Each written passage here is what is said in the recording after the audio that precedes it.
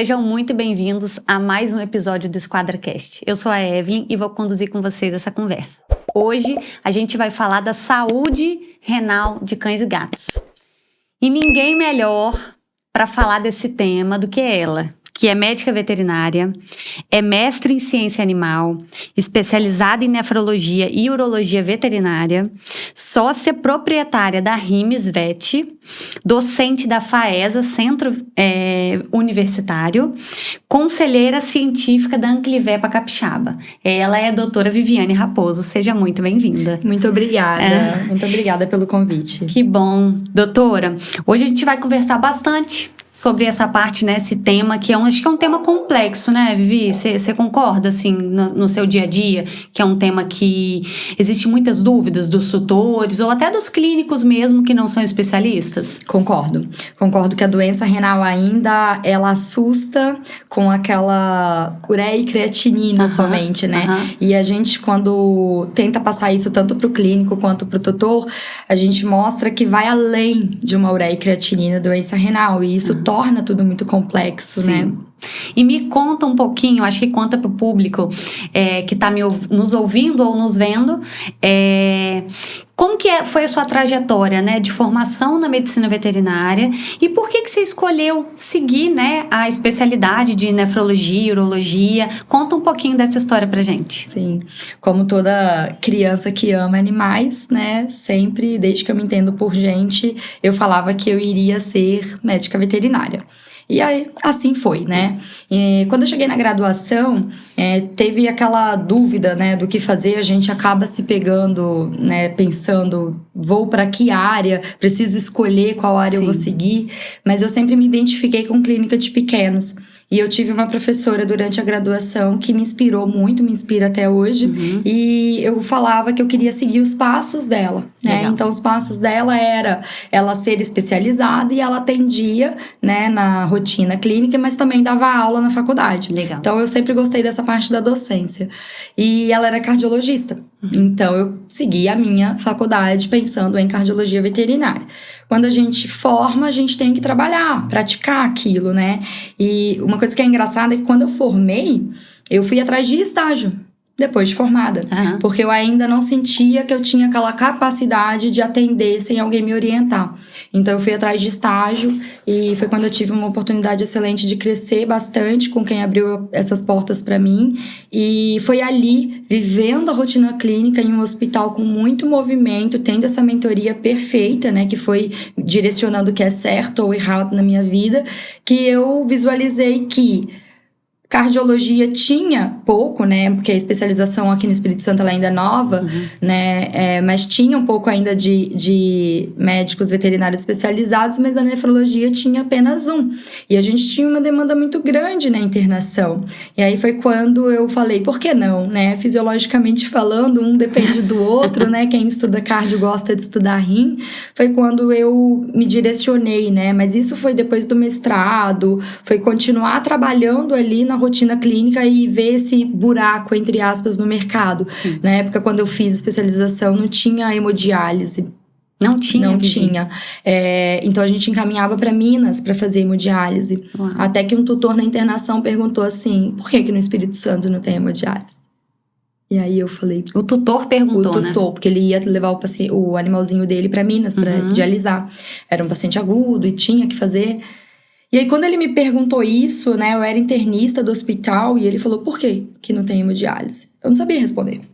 E aí eu falei, não tem público? Pensei comigo mesma, mas aqui o público não tá indo pra fora? Não tem capacitação? Falei, o que precisa pra ter hemodiálise? Foi quando, né, visualizando esse buraco, comecei, né, a conversar com o meu mentor, né, que me direcionou muito na minha vida.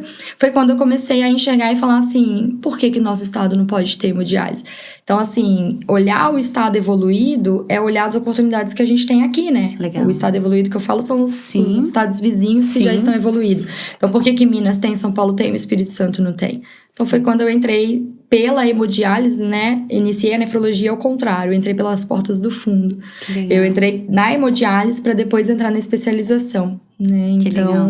Então foi o primeiro aparelho de hemodiálise do Espírito Santo, foi o seu? Não, já teve. Já teve aqui, mas não estava ativo. Sim. Não estava com o serviço disponível, tá? Não que é a mesma coisa que não ter, né? Não tinha, mas o meu não foi o primeiro. Que legal. Né? Aí, mas assim, até hoje, o RIMES é o único centro que tem hemodiálise veterinária no estado. Que legal. Hoje nós ainda somos os únicos. Então, isso é um serviço que a gente presta, que ainda, né, não fomos pioneiros, né?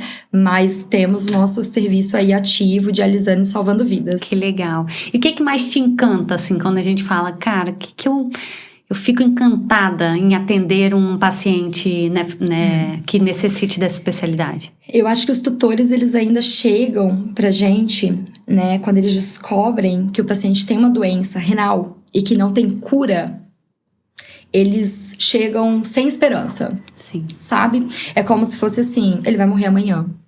Eu acabei de descobrir que ele tem uma doença renal, e doença renal na medicina humana, ela acaba tendo essa associação com hemodiálise pro resto da vida. E aí ele vem com essa sensação de que o mundo acabou. E aí, quando ele vem conversar e você começa a explicar um pouquinho que não é bem assim, Sim. que pra gente diagnosticar um paciente doente renal, a gente precisa ver a persistência das alterações, que os exames eles podem sofrer algumas alterações, né? Sim. E que a gente precisa realizar o estadiamento da doença. Aí você começa a ver eles respirarem. Então, quando eu contribuo com, além das informações e também com o tratamento e melhorando clinicamente aquele paciente, aquele filho, né, daquele tutor, para mim é uma satisfação, assim, que acho que todo médico veterinário, ele quer contribuir com melhora de qualidade de vida e longevidade, né? Eu acho que é isso que mais me dá satisfação. Que legal, porque realmente, né, a pessoa, quando ela encontra uma doença, que ela vai para o especialista, ela já vai um pouco desacreditada, né? Principalmente do rim, que é um órgão tão importante. E eu acho que é legal também, Vivi, a gente falar um pouquinho do que é nefrologia, né? Então, do que é a especialidade, porque é uma especialidade considerada nova. Correto? Ou não? No Espírito Santo, falando aqui. No Espírito Santo, sim. A realidade da especialização no estado do Espírito Santo, ela não é tão, né, antiga. Ela é nova e ela vem crescendo. Isso não é ruim, né? Muitos podem falar assim, nossa, vai ter mais nefro, que tenha. Com ter certeza. mais nefro é ter mais conhecimento, é ter mais gente contribuindo para prevenir a evolução da doença renal naquele paciente e, com isso, contribuindo para a longevidade dele, né? A nefrologia e a urologia, elas se complementam, né? Então, são especializações que elas trabalham com a saúde renal e urinária desse paciente. Então, a gente está falando de rins, né? De ureter, de bexiga, de uretra, de próstata, né? Então, a gente está falando de tudo isso dentro da nefrologia e da urologia. Envolve partes cirúrgicas e tratamentos clínicos, né? Então, hoje, a ideia na hora de buscar uma especialização, ela não é quando o estado já está avançado. Ela é naquele paciente que iniciou a vida de idoso dele. Ela é naquele paciente que começou a apresentar alguns sinais evidentes. Ou aquele que passa por muitos procedimentos cirúrgicos.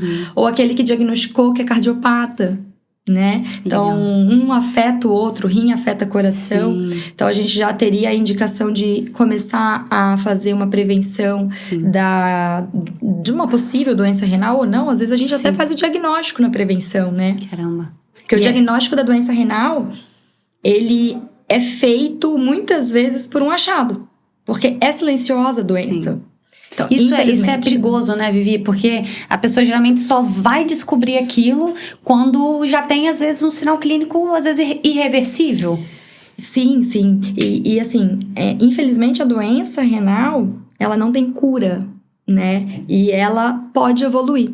Então, qual é o nosso papel? É não permitir... Retardar isso? É evitar a evolução, a progressão da doença. Então, é como se fosse assim. A gente tem que entender que quando nós temos já alterações laboratoriais, como ureia e creatinina, ou quando a gente já tem aquela alteração na urina daquele paciente, a gente já está tendo perda ali de função. Só que, vamos supor, é como se fosse uma fábrica de trabalhadores, onde se eu perdi 15 trabalhadores, eu não vou repor esses trabalhadores que eu perdi. Mas os outros vão compensar. Os outros vão compensar. Então, você entende que o resultado final de toda essa fábrica Sim. vai ser o mesmo resultado? Sim. Até todos esses trabalhadores, eles começarem a entrar em exaustão. E eles não aguentarem a fazer o papel. Então, o que acontece? Quando a gente descobre os sinais clínicos ali, que a gente visualiza e identifica a doença, muitas vezes você já perdeu uma parte dessas unidades funcionais que a gente chama, que são os néfrons, que seria aí os nossos trabalhadores. Então, isso é grave, né? Então, Sim. por que não a gente conseguir disseminar informações o suficiente para evitar com que a gente tenha perda, né, desses trabalhadores, né, que são silenciosos, Sim. A gente não vê, não tem dor, né? Não tem, ele não claudica, ele não manca, ele não chora de dor. Você não vai perceber aquele sinal clínico quando inicia. Mas quando começa a descompensar, você percebe. Sim. Né? E são 2 sinais clínicos, né? Bem clássicos. Quais são? Em gato, a gente percebe, antes do aumento de produção de urina, a gente percebe o emagrecimento. Então, aquele paciente que começa a emagrecer, né? Ele tem que investigar a doença renal no emagrecimento. E assim, um sinal clínico totalmente inespecífico, né, Vivi? Ah, é porque você vai pensar porque você trocou de ração, ou porque chegou uma pessoa nova em casa, ou porque chegou um bebê. E, na verdade, não tem nada disso e pode ser alguma coisa renal, Pode ser. É o principal sinal clínico de felinos? Em felinos, é um dos primeiros, porque depois começa o aumento de ingestão de água devido a uma perda na urina de água. Mas no cão, o primeiro sinal clínico é o aumento de produção de urina. Então, antes do emagrecimento, antes da perda de apetite, o cão, ele começa a produzir muita urina por uma incapacidade de reter essa água na hora de formar a urina. Entendi. Então, ele não consegue reter essa água. Então, imagina, ele vai perder o que ele deveria manter com ele no organismo dele, nutrindo ele, hidratando, né, as células dele, ele vai mandar embora na urina. Sim. Então, o que ele vai fazer para compensar? Beber água. Só que quando o dono chega em casa, ele sai de manhã e chega à noite. Sim. Quando ele chega à noite, o que ele escuta? O barulhinho Bebendo água. Bebendo água. Acho que ele tá bebendo água só porque ele chegou. Isso. Ou porque ele tá bebendo muita água, que isso é ótimo, que maravilha. Só que ele está bebendo muita água porque ele perdeu na urina, entende? Sim. Só que aí quando você escuta ele bebendo muita água e vai passear com ele, o que acontece? Olha que volume de urina lindo, claro, sem cheiro. Significa que ele está se hidratando muito. Sim. E na verdade, ele tá perdendo. E aí, o que acontece quando ele perde na urina? Um vômito, 2 vômitos, uma diarreia já é o suficiente para desidratar esse paciente. Porque ele já tá perdendo muito na urina. Isso. E aí é por isso que muitas vezes o paciente ele chega na clínica, né, desidratado, com aumento de ureia e creatinina. Você começa a sobrecarregar esse rim na desidratação. Sim. Né? Então, é um sinal que a gente alerta muito. Sim. E até hoje, chega clientes para mim, tutores, com os pets e fala assim, mas ele bebe muita água. Como que ele é doente renal? Sim.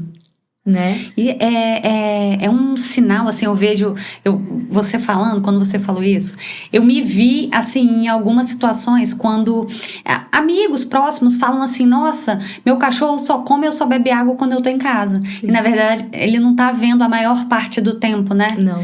E, Vivi, quando a gente fala de percepção, por exemplo, você falou bem assim, que existe o aumento do volume, né, de urina. Tem uma percepção alta, você consegue visualizar isso, ou depende do grau da doença? Porque, assim, um volume de urina eu fico pensando pela gente, né? Eu tô fazendo mais xixi hoje. Tá, mas porque eu bebi um pouco mais de água, por exemplo. Como que você... qual é a dica, né, que você dá primeiro? Se for um tutor, como perceber esse aumento? O que eu vou visualizar para que eu possa... será que meu cachorro pode estar com alguma coisa renal? Qual é o clareamento na urina, por exemplo? O que seria? É difícil mesmo. Então, o que eu converso muito em consultório? Porque a gente brinca, né? Se não bebe água, vai dar problema. vai dar cálculo. Sim. Porque concentra muita urina. Sim. Se bebe muita água, significa que é doença. E aí, quando a gente vai conversar, eles falam, tô confuso, né? O que você quer? Né? Então, o que eu converso com eles? Olha, se você está em uma fase em que você está estimulando a ingestão de água dele, é esperado um pouco mais de volume. É esperado que aquela urina que você visualiza sempre concentrada, amarela, ela vai clarear mais. Porque você está estimulando. A partir do momento que você não está estimulando e que ele começa a buscar mais água, você já começa a estranhar. Então, o que eles relatam pra mim, e que eu já falo, olha aí o sinal mostrando. E quando a gente conversa na anamnese, né, que é essa anamnese, é essa conversa que a gente tem no início da consulta, de eu descobrir tudo. Sim. Tudo que eu preciso saber, né? Tá ali, né? Das informações que o tutor me passa.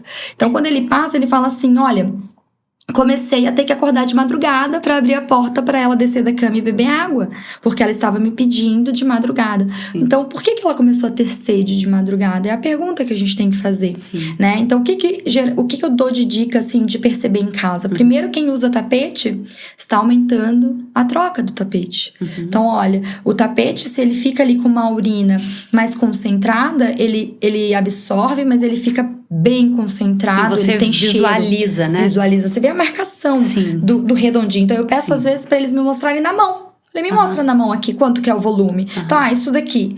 Quando você visualiza, você fala, isso não é um volume de urina grande. Eu não faço eles ficarem mensurando ml por ml. Eu não quero porque isso não é viável, né, Vivi? Não é isso. Vai deixar eles frustrados, eles não vão conseguir, vão ficar preocupados. Não é assim.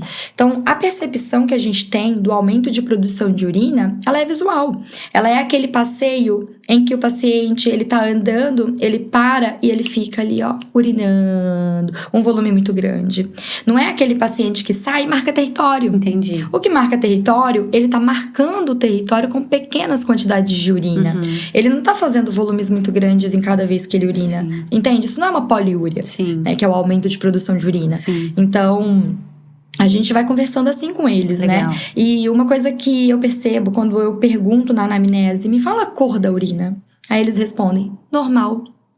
Que é normal pra você, que é né? normal, né? E isso eu pergunto, mas o que é normal? Por quê? Se eu tenho uma concentração de urina, uma urina amarela, meu rim tá funcionando. Mas se ela está muito amarela, chegando a ficar laranjada, não, tem algo errado. E se ela tá muito transparente com ele, sem estimular a ingestão de água, por que tá transparente? Né? Então, é isso que eu converso e oriento. Prestar atenção na coloração de urina, no cheiro e no volume, né? Que tá sendo ali produzido por ele, no dia a dia mesmo. É uma coisa que quando muda, você fala assim, opa, essa urina tá diferente. Então, eles não têm essa atenção por não saber, eu acho, né? O real significado ali de observar. É igual treinar o olho. Você tá olhando todo o amarelo todo dia. A hora que ele clareia, você já bateu o olho e falou, clareou. Sim.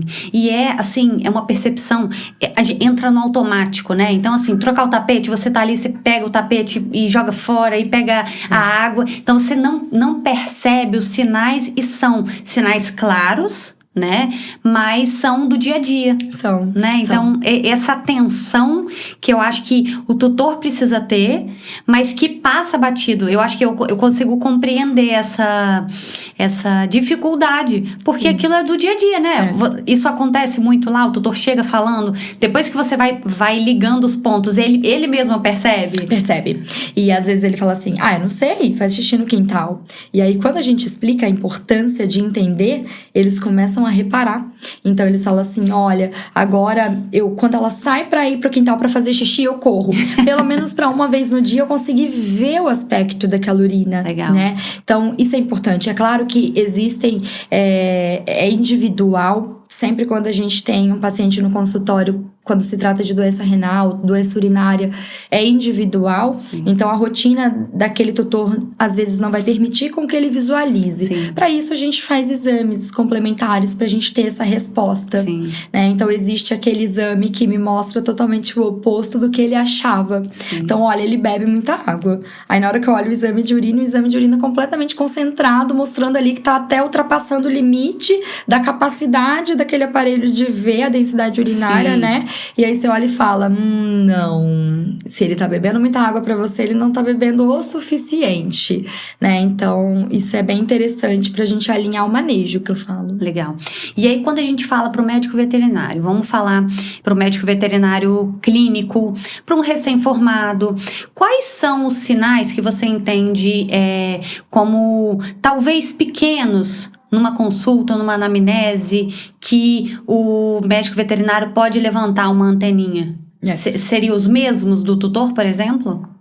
Um pouco, que seria o emagrecimento, né? A seletividade alimentar. Então, antes comia qualquer ração, começou a querer não comer ração, começou a seletividade alimentar também entra como um ponto de alerta? Pode entrar sim. Eles começam a ficar com menos apetite. E com isso, você precisa incrementar mais a alimentação para atrair ele. E isso, às vezes, a gente percebe a evolução. Começa a comer com uma carninha, depois não aceita mais a carninha, depois começa a não querer mais nada, e aí vem os vômitos, vem a náusea, né? Sim. Então, a gente percebe. Claro que esse sinal clínico na doença renal, ele é um pouquinho mais avançado. Sim. Mas para o médico veterinário hoje, quando a gente fala da doença renal em uma anamnese, sim, é o aumento de ingestão de água, o aumento de produção de urina, o emagrecimento, a perda de apetite. Isso é um pouco clássico, os vômitos, as diarreias e também o hálito. E o tutor relata, eu tô sentindo um cheiro na boca dele diferente. Então, isso é um sinal clínico que a gente chama, que se chama halitose, né, urêmica, e a gente precisa cheirar. Então, eu tenho um hábito no meu consultório, no meu exame físico, eu cheiro a boca. Então, a halitose urêmica, ela é um sinal clínico, sim, né? Que o paciente que está com a ureia muito alta, que ela intoxica o paciente se ela está muito alta, e ele pode levar esse sinal clínico também. Legal. E quando a gente fala na função renal, falando da importância do rim, né? A gente falou que o que a especialidade engloba, que é maravilhoso, né? Todos os órgãos envolvidos na especialidade. Mas eu posso colocar o rim como o rei da especialidade? O que você me diz? Sim, né? Ele não trabalha sozinho, né? Ele vai precisar de todo o trato urinário. Sim. Né? Então, quando a gente fala de função dos rins, a gente abre aí um leque para 7 funções importantíssimas. Sim. E é exatamente por isso que a gente fala que pelas 7 funções que ele apresenta, a gente não pode somente dar o diagnóstico da doença renal pela ureia e creatinina. Então, é muito além da ureia e creatinina. Então, o rim ele tem o papel de filtrar o sangue, de excretar compostos nitrogenados, né, de fazer uma regulação de cálcio e fósforo, de controle de pressão arterial, controle eletrolítico, né, então um dos eletrólitos que a gente tem que acompanhar é o potássio. A gente também tem esse equilíbrio hídrico, né? A gente conversou lá do volume de urina, é o equilíbrio hídrico. Então, ele é capaz de eliminar muita água se ele não está funcionando bem. Ele não mantém esse organismo hidratado, né? E filtração, excreção, como eu falei, né? E controle hormonal. Então, a gente tem envolvimento aí de eritropoetina, né? Que é um hormônio que é produzido no rim e que ele vai fazer um papel nessa parte de produção de células vermelhas, né? Então, a gente acaba tendo anemia como um sinal clínico também da doença renal em estágios mais avançados. Sim. E quando você traz isso, me lembra muito de outros episódios do podcast que a gente fez, da importância de uma boa anamnese. Sim. Né, assim, qual que é o ponto principal? Você disse, até voltando um pouquinho nesse assunto, porque eu acho bem importante falar, sabe? Como especialidade, vocês tratam o tutor com uma empatia muito grande, né? Eu percebo que existe uma conexão muito alta da especialidade com o tutor. Me corrija se eu estiver enganada. Mas o que de dica você dá, por exemplo, para aquele veterinário que está começando ou para que está escolhendo a especialidade? O que ele precisa ter num atendimento especializado que você considera que faz o diferencial, sabe? E eu não estou falando de parte técnica, sabe? Da parte humana. Sim, sim. Eu falaria tempo e paciência. Por quê? Quando a gente vai falar sobre uma doença que não tem cura, a gente tem que ter cuidado na hora de passar isso para o tutor. A gente precisa passar de uma forma que a gente explique, não tem cura, mas eu tenho controle, eu tenho tratamento, eu consigo dar qualidade de vida, eu preciso acompanhar esse paciente. Por que eu falo tempo? A gente precisa ter tempo para explicar para eles tudo que a gente está pedindo de exames, interpretar esses exames, mudar manejo. Então, assim, hoje, se eu falaria para um médico veterinário que está entrando numa especialização de nefrologia e urologia ou já completou e vai começar os seus atendimentos, eu falo, além da empatia, que eu acho que a gente tem que ter empatia em qualquer situação, não só na especialização, né? Acho que na vida a gente tem que ter.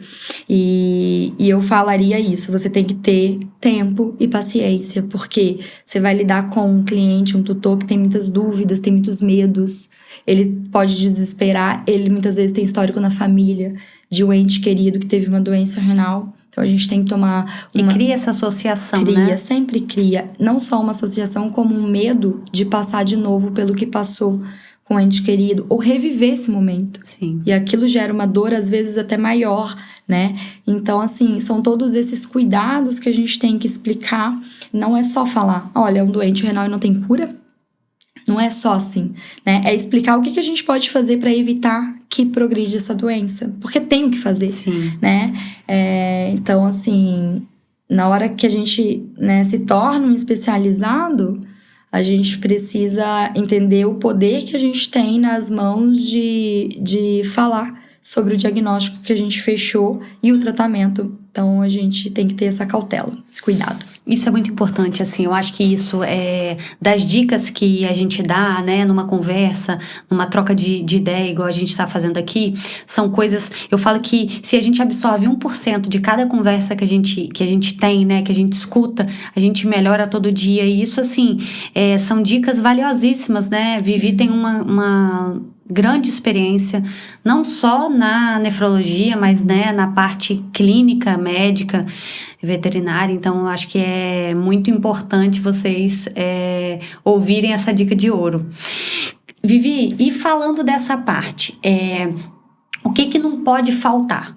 Assim, quando entra um tutor lá no seu consultório, quais são as orientações que você considera, assim, essencial para que o animal possa ter uma saúde, né, renal e, né, do trato todo em dia, vamos colocar assim, e também quando ele já tem a doença, quais são os produtos que você não deixa de prescrever, né, que tem um benefício geral para o animal?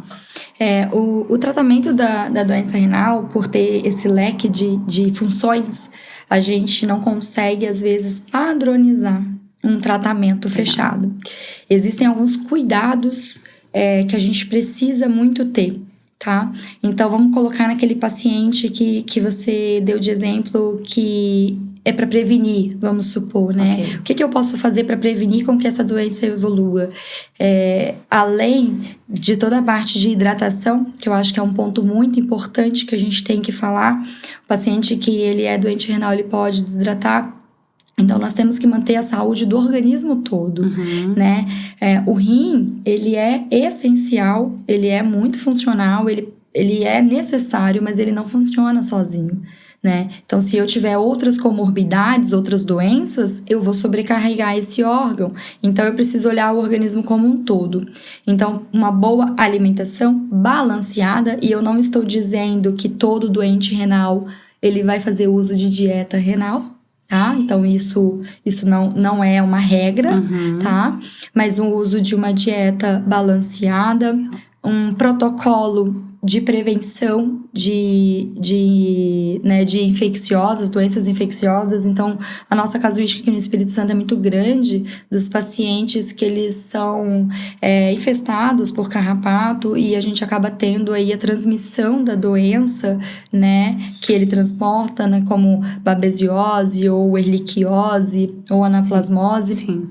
Então, o controle dessas doenças, o controle parasitário desse paciente é necessário. Então, muitos falam assim, ai meu Deus, vai piorar o rim, o que eu faço?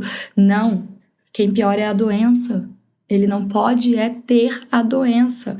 Então, a gente tem que usar essas formas de prevenir, né? Que ele não se infecte para a gente não ter problemas. Porque a doença, ela sobrecarrega e lesiona esse órgão, né? E além da doença, o tratamento também é muito prejudicial, Vivi, é isso ou não? Ele pode ter prejudicar como medicamentos, onde eu vou precisar ter mais funcionamento desses órgãos e eliminação, né? Então, eu posso sobrecarregar, porque a gente tem que entender que aqueles trabalhadores já estão trabalhando bastante, porque eles já estão trabalhando dobrado ou triplicado, né? Então, eu tenho que poupar o organismo, sim, de tudo que sobrecarregaria o meu rim. Então, a gente precisa pensar dessa forma, né? Mas não é que o medicamento ele vai agir lesionando lá, não. Mas tudo, a desidratação, por que a gente se preocupa com ela? Porque ela sobrecarrega, né? Imagina você pegar uma peneira e coar um suco viscoso. Então, a gente tem que entender que essa peneira vai trabalhar muito mais do que se fosse um suco mais hidratado. Então, a mesma coisa é pensar que o suco é o sangue. Então, isso é importante. Além disso, a gente... uma das coisas que são imprescindíveis, além da alimentação balanceada, é a gente fazer um controle de pressão arterial. Pressão arterial, a gente precisa fazer esse exame, né? Periódico mesmo, porque o paciente que é hipertenso, ele também não apresenta sinais clínicos e ele pode ser hipertenso em qualquer estágio da doença renal. Então, ele pode ser assintomático e já está fazendo hipertensão e isso ia agravando o quadro dele, né? E ele faz essa medição em casa ou ele tem que ir no consultório para fazer essa medição? A gente faz geralmente no consultório. Se a gente percebe que o ambiente está interferindo bastante nessas aferições, a gente pode avaliar a possibilidade, sim, de aferir em casa. Existem pessoas que prestam esse serviço para mim, mas a gente interpreta bem, porque aquele paciente que está em casa, ele também pode não gostar de ter alguém estranho entrando na casa dele e isso acabar afetando um pouco a pressão arterial. Então, assim, não é uma regra. A gente faz de uma forma bem individual. Mas eu colocaria manejo também. O que do manejo? Ensinar o nosso tutor a dar água. Dar água não é colocar um pote de água. Entende? Existe uma diferença muito grande. Existem formas de estimular a ingestão de água, como, por exemplo, a gente fala de adicionar mais potes de água pela casa para criar oportunidades dele estar bebendo água. Imagina comigo, Evelyn, aquele paciente que não assiste TV, ele assiste o dono. Sabe? Então, o dono tá ali vendo TV, mas o paciente tá olhando o dono, né? Então, é aquele cachorrinho que vai assistir o dono, que eu brinco, né? O dono fez assim, o cachorro já levanta, né? Ele vai pra onde? É muito engraçado, né? Isso. Aquele paciente, qual é a chance dele de largar o dono, tirar o dono dos olhos, né? Tipo assim, perder o dono de vista e ir lá na cozinha pra beber água, pra falar assim, opa, deixa eu me hidratar. É muito pouco, né? E será que se tivesse um pote de água ali naquela sala, onde ele não precisasse ir lá na cozinha e perder o dono de vista, será que ele não beberia mais água? Olha que coisa simples. Olha que dica, valiosa, entre aspas, né? Que a gente fala simples, né? Porque dá uma mudança muito grande. Eu tive uma paciente uma vez que ela fazia infecções urinárias recidivantes e ela dormia na cama com um tutor. E como ela tinha alterações ortopédicas, o piso era muito liso, o pote de água ficava muito longe, começou a gerar aquela coisa assim, será que ela tá bebendo água o suficiente? Imagina a gente com dor. Será que a gente vai lá na cozinha pegar água ou a gente coloca uma garrafinha do nosso lado? E aí, o que a gente deu de dica? Vamos colocar potes de água e mais acessos para ela não ter que andar tanto. E por incrível que pareça, a gente teve melhora sim da ingestão de água. Então, aquele paciente que tem sede, ele segura muito para ele beber água apenas quando ele realmente estiver no nível de sede. Só que você mata a sede quando você bebe água rápido, porque você já desidratou? Não mata. Não você mata. Pode dar, você toma aquele copão de água, você fica cheio de água, mas você fica ainda com sede, né? Porque você não se hidratou. Você entende? Então, aquele paciente vai ali e fica bebendo água. Ele tá se hidratando ou ele já chegou no nível de desidratação que ele teve sede, a boca secou, porque isso é um sinal de desidratação. Sim. E quantas vezes a gente no nosso dia a dia está ficando desidratado e só bebe água quando já tá no auge da desidratação, né? Então, isso são dicas que eu dou, que eu falo. Tratamento da doença renal nem sempre é medicamento e às vezes é manejo também. É você saber da água, é você prestar atenção no estímulo de ingestão de água. Então, a gente não precisa esperar ele desidratar pra gente estar estimulando. E existem várias outras... Né? A gente ficaria o dia inteiro aqui falando de meios de melhorar essa ingestão de água, né? Legal. A alimentação úmida, eu acho que é uma coisa muito... já disseminada com felinos, né? Que tem que comer patê o tempo todo. Mas quando a gente fala de cão, você sugere isso no seu protocolo, por exemplo, de aumento de ingestão de água? Sim. Eu ensino a dar de uma forma diferente, né? Então, o que eu faço? Eu falo, vamos lá, vamos pegar um sachêzinho úmido, né? Não são para todos, existem aqueles diabéticos, aqueles que têm restrição, então cada um com a sua prescrição individual. Eu gosto de falar isso, né? Porque é individualizado esse tratamento. E aí, esse patê úmido, você saboriza a água. Né? A gente não bebe água com morango, a gente não come morango. Delícia. Então a gente saboriza a água. Isso pode ser feito e pode ser feito às vezes até com algumas frutas. Então o que eu oriento eles a fazer? Pega uma aguinha gelada, pega uma colherzinha de sopa desse patê, dá uma misturada, você saborizou aquele potinho de água. Esse pote de água ele não vai ficar no ambiente. Você vai interagir com ele, porque cão gosta muito dessa interação, né? Então você vai interagir com ele dando essa aguinha saborizada. Se você quiser fazer ela em formato de gelo, cubinhos de gelo você faz. Então assim, dá pra fazer isso também. E gato tem que comer sachê. Tem que comer, Ainda né? recebo o cliente que fala, não dou porque, não, né, porcaria, tem muito sódio. E eu falo, não, nós temos que dar alimentação úmida e começar desde cedo. Gato tem que comer sachê. A Érica, no nosso podcast, falou isso, né? Que quanto mais cedo você apresenta pro gato, né? Você já inclui isso na rotina dele. Porque depois, se você não apresenta o alimento úmido, ele fica com essa dificuldade, né? Tipo, às vezes tem gato que não come patê. Não, eu tenho muito paciente que não aceita. Sério? Não aceita, e nenhum. Já tentamos todos. Não aceita. Uau.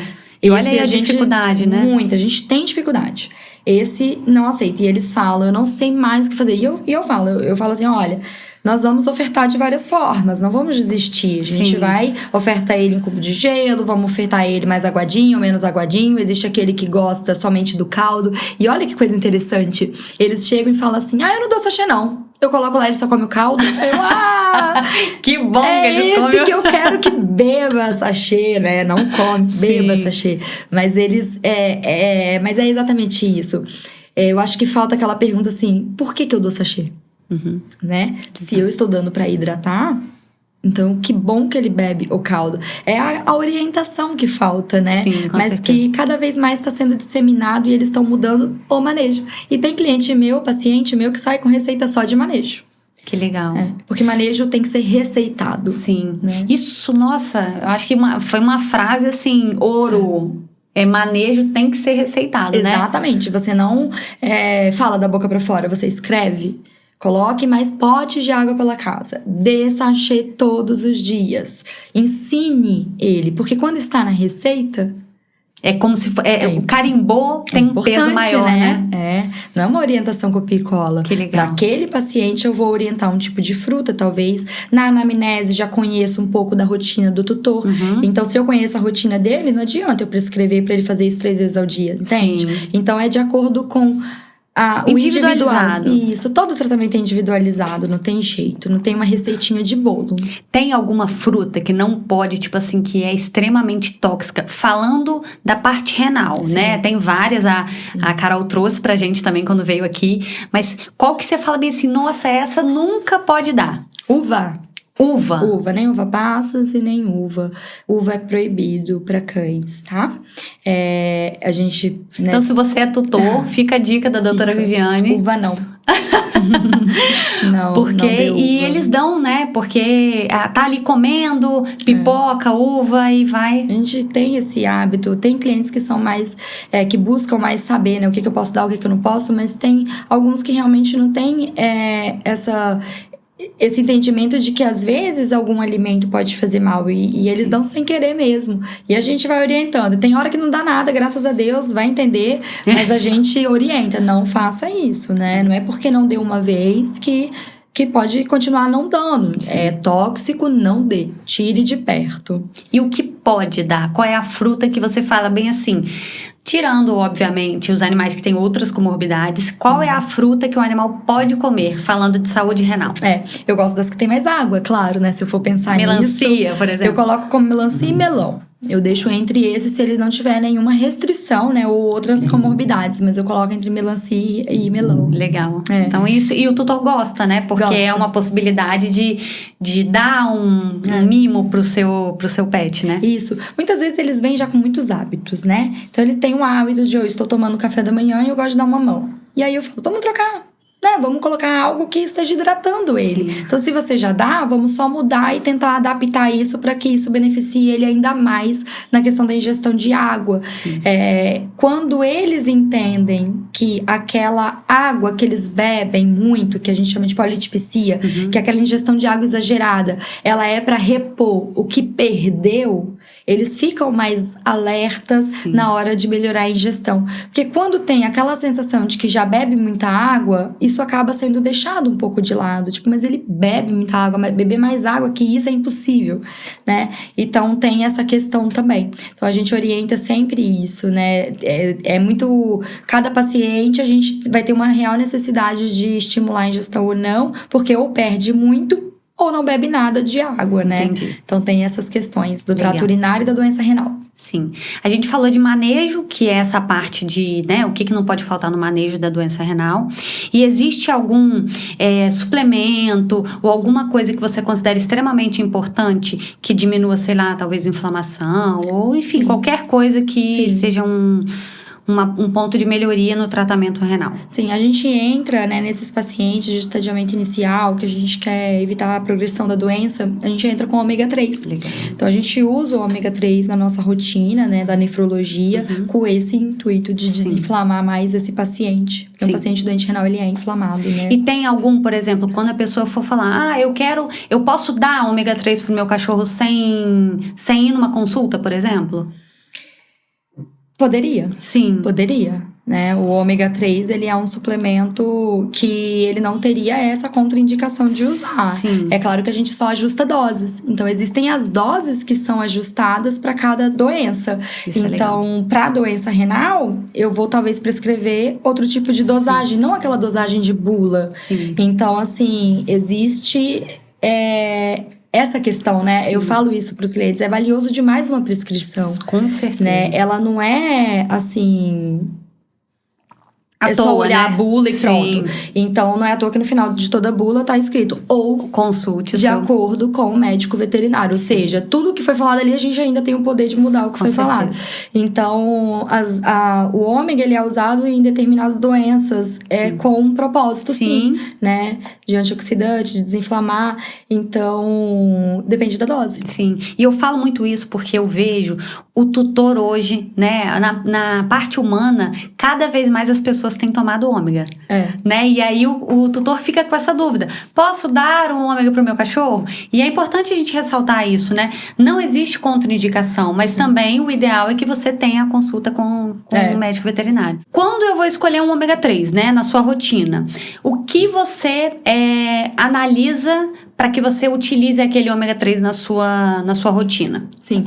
Evelyn, eu sempre prescrevo o ômega 3 da veterinária, tá? Eu prescrevo da veterinária porque tem estudos feitos para cães e gatos, a gente tem essa questão das doses que a gente usa, que é de forma segura para cada doença, e procuro ver essa questão de uma boa procedência. Então, assim, o da medicina humana, a gente não tem esse controle, né, de ser utilizado nas espécies que a gente trabalha. Então, eu sempre oriento isso para eles, né? Legal. Ainda mais com as alterações de doses que a gente usa pro doente renal, eu peço para manter na linha da veterinária. Legal, perfeito. Eu acho que essa dica é também muito boa, Sim, né? porque eles acham que qualquer ômega poderia ser utilizado. Sim.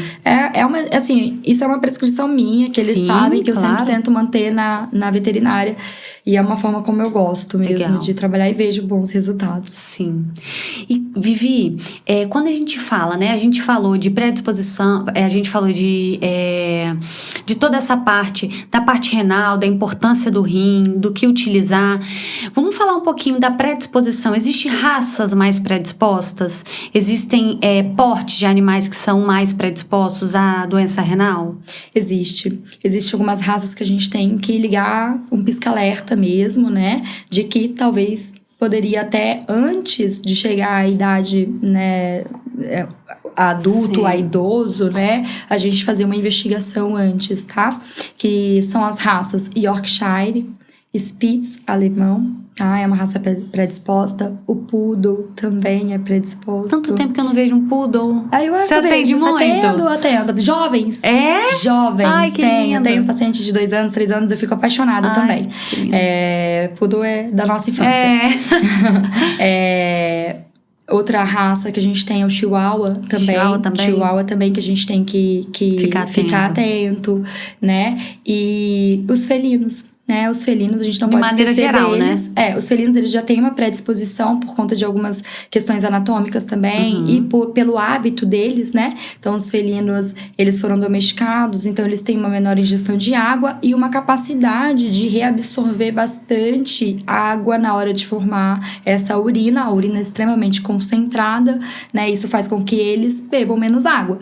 Mas isso pode gerar futuros problemas urinários, Sim. tá? E também, claro, doenças renais. Então, a gente tem que ficar alerta com a espécie, mas existem algumas raças que podem, sim, ter predisposições, que a gente chama de PKD, que é a doença renal policística. E é uma alteração, é genético. Então, existem até testes específicos para saber se aquele paciente vai ter ou não a doença, né? É testado, que a raça mais conhecida é o persa. Né? É o persa. Então, tem que ficar de olho e quando a pessoa quer uma raça específica, ela pesquisa até da raça e eu sempre oriento, né? Tem que fazer acompanhamento sim, desde cedo. E aí vem aquela questão do manejo. A gente já começa desde cedo batendo na teclinha de todo tutor de gato que eu falo. Tem que fazer acompanhamento porque eles têm uma predisposição muito grande a ter essas doenças. Sim. E lembra que eu falei com você que o primeiro sinal clínico no felino é o emagrecimento. Então, talvez ele não vai inicialmente apresentar mais essas aumento de ingestão de água ou de urina, né? Aumento de produção de urina. Mas a gente tem que ficar de olho, né? Não, e eu acho que deve ser no persa, que ele é tão peludão. E às vezes, se for um persa bravo, que não é muito carinhoso, talvez você vai perceber o emagrecimento muito tempo depois, né? Sim. Porque o pelo acaba atrapalhando aquilo, né? Isso é uma questão interessante, sabia? Que quando eles chegam e eu peso, eles falam assim, nossa, mas perdeu isso tudo de peso? Mas tá lá, todo peludão. E aí, quando eu vou fazer, né, a avaliação do score de condição corporal, que é a musculatura, e eu coloco, olha, como pega. Sim. E aí eles olham e falam assim, nossa, mas tá caquético, eles falam até, né? Tá magro. E é realmente isso. Essa perda de musculatura, né? O paciente que não come, ele entra em catabolismo. E isso agrava a doença também. Sim. Isso é um fator que evolui a doença renal também. Sim. Né? Então, isso é importante demais. E a gente avalia tudo isso no consultório, já vai orientando, pesando, né? Sim. Fazendo esse acompanhamento. Legal. E as complicações que você pega no consultório, por exemplo, quando a gente fala do seu atendimento mesmo especializado, quais são as principais complicações, assim, da parte de doença renal? Me conta... urinária. As complicações que a gente mais pega, né, no consultório, que eu considero que é algo que me entristece ainda muito, é aquele paciente que ele chega de uma forma muito tardia, né? Então, ele chega já, que a gente chama de síndrome urêmica, que é uma condição clínica em que o paciente, ele tem uma ureia tão elevada que ele está intoxicado e com isso ele está apresentando sinais clínicos, né, decorrente dessa intoxicação, que muitas vezes são vômito, diarreias, perda de apetite, o emagrecimento, mas também muitas lesões na cavidade oral, né? Então a gente tem essas úlceras na cavidade oral, halitose, e alguns fazem lesões muito importantes mesmo, né? E isso gera dor, isso gera náusea, isso compromete o que a gente mais busca numa doença renal, que é a qualidade de vida, né? Alguns a gente consegue reverter de uma forma bem positiva, com tratamento, alguns não. Então, um encaminhamento precoce, rápido, né, nas doenças renais, isso permite com que a gente tenha tempo para manejar essa doença e até mesmo evitar com que ela evolua. Às vezes ela está evoluindo de uma forma rápida, tá? Sim. Então, da parte urinária, são as obstruções, né, que a gente pega. Então, os pacientes felinos, a gente tem um índice muito alto de obstruções, doenças do trato urinário inferior de felinos, mas também a gente tem o que muitos tutores nunca escutaram falar, que é a síndrome de Pandora, né, que é uma doença decorrente de mudança de manejo, de ambiente, de estresse, de tudo que poderia estressar. E às vezes o tutor acha que é algo agudo, por exemplo, eu mudei essa caneca de lugar e se estressou, então ele vai obstruir hoje. Não é assim. O estresse, ele vem vindo, né? E você não consegue, às vezes, detectar que isso está estressando o seu gato. Sim. Porque ele só vai ficando mais afastado, ou às vezes ele muda o comportamento, às vezes ele não come, ou ele urina em lugares diferentes, além da caixinha de areia. Ele começa a urinar em outros lugares, mostrando aí, né, sinalizando que tem algo errado. E realmente, às vezes, você vai fazer o exame, não tem bactéria, e é só inflamação, por conta de um possível fator de estresse. E aí a gente explica isso, né? Então, olha, ficar atento a essas mudanças, visitas, mudar os móveis de lugares, são mudanças assim, do dia a dia, que isso pode estressar o paciente, sim. Tem que ficar de olho na parte urinária. Que de novo, né? Muito cuidado com o manejo. Olha, a gente tá aqui conversando sobre doença renal. Que legal. Sobre trato urinário, e a gente tá falando tanto de manejo, né? Eu acho que é o olhar, né, Vivi, que a gente tem que ter com o nosso pet, que o tutor tem que ter com o pet dele, que o veterinário tem que ter com o tutor. Então, que legal. E aí, a gente fala, então, das principais complicações. Obstrução em felinos e animais que chegam com um estágio muito avançado. A doença renal, eu consideraria também complicações, né? Se fosse parar para falar com os tutores, né? Intoxicações, tá? Então, isso é complicado. Então, o que levou esse paciente a agudizar a doença dele? Então, eu entro naquele... são muitos pontos pra gente falar sobre doença renal, mas eu acho que esse é importante de passar. O paciente, ele é diagnosticado há anos como doença renal. O que levou a descompensar agora? Isso gera na gente, durante a anamnese, inclusive, uma busca pela causa base.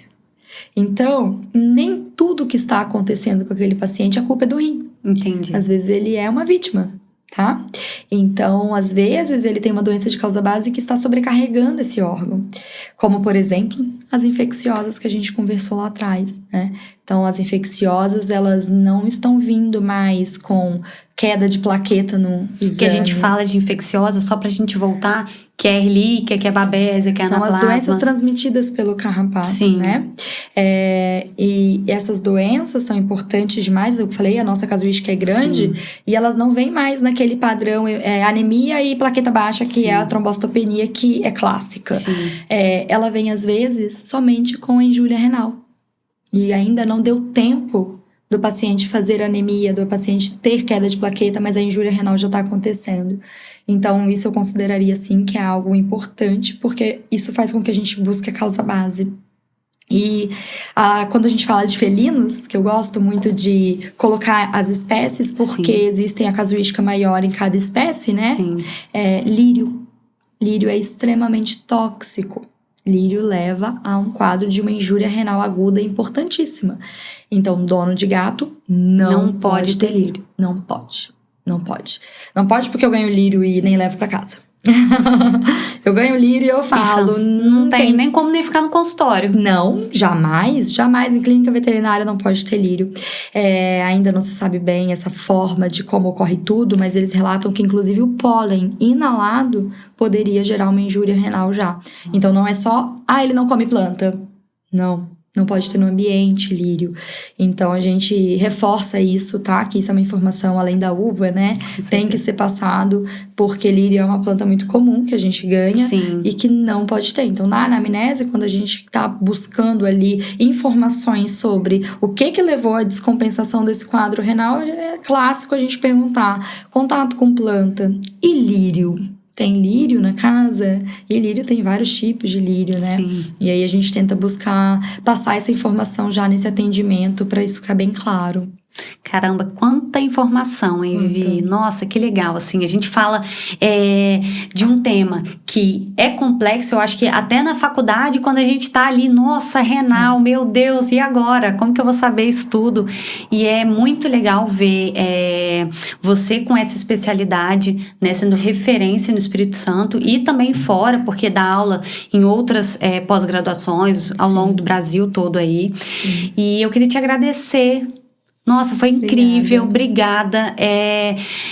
Recapitulando tudo que a gente falou, né? A importância do manejo, o que não pode. Uva não pode, gente. E nem lírio. Então, uva e lírio tá fora. Das principais complicações, então, assim, fique sempre atento, né? Tutor fica sempre atento com seu gato, com seu cão. Outra coisa também é estar sempre muito informações, né, com os especialistas, conversar com seu médico veterinário. E eu queria te agradecer por esse tempo aqui com a gente. Obrigada. Foi super enriquecedor e com certeza o pessoal que está ouvindo teve uma aula, efetivamente, de conteúdo, né, sobre saúde renal em cães e gatos. Obrigada. Obrigada demais, obrigada pela oportunidade, né? Falar sobre um tema que eu amo, e se eu tô contribuindo e ajudando aí, talvez até a prevenir, né, novos casos, né, que pode ocorrer, mas lembrando sempre, né, uma mensagem que eu queria deixar para os tutores, né, para não só tutores como os médicos veterinários. A gente precisa entender que para a gente poder fazer uma prevenção e diagnóstico precoce da doença renal, a gente precisa, além de ureia e creatinina, do exame de urina. Então, a gente precisa avaliar essa urina. Então, o exame de urina ele tem que estar na rotina clínica e não só no médico veterinário especializado. Né? O básico bem feito. Como que a gente avalia uma fábrica sem avaliar o produto, não é? Então, o que é o produto do rim? É a urina. Então, a gente precisa avaliar muito a urina dele. Então, tem que fazer exame de urina, além de dosar ureia e creatinina. Eu falo isso o tempo todo porque isso não é só para nós médicos especializados. Isso é para o clínico geral que está no atendimento na rotina. Fechando com essa dica de ouro. Obrigada se você está aqui ouvindo ou vendo a gente. Compartilha, curte, manda sua sugestão que a gente vai estar preparando tudo para o próximo episódio. Muito obrigada e até a próxima.